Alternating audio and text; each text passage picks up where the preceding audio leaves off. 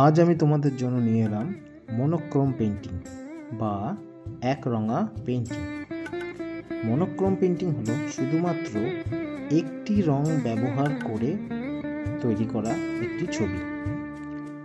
একটি মাত্র রং দিয়েই লাইট এবং শেডের মাধ্যমে তোমাদেরকে ছবিটিকে ফুটিয়ে তুলতে হবে।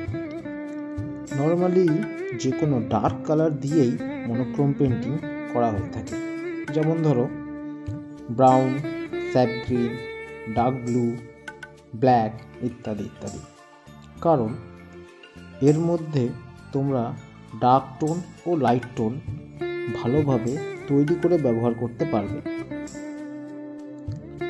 যেমন ধরো আমার এই পেন্টিংটাতে আমি ব্রাউনের ব্যবহার করেছি, তাই যেখানে আমি অন্ধকার বোঝাতে চেয়েছি সেখানে আমি রঙের ব্যবহারটা একটু গাঢ়ভাবে করেছি, আর যেখানে লাইট বোঝাতে চেয়েছি সেখানে জলের পরিমাণটাকে বাড়িয়ে রঙটাকে আমি হালকাভাবে ব্যবহার করেছি।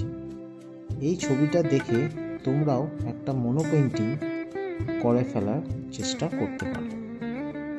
আর হ্যাঁ, পুরো ভিডিওটা কিন্তু তোমরা অবশ্যই দেখবে, আর শেষে রিভিউ দিয়ে যাবে যে ছবিটা তোমাদের কেমন লাগলো। বাই।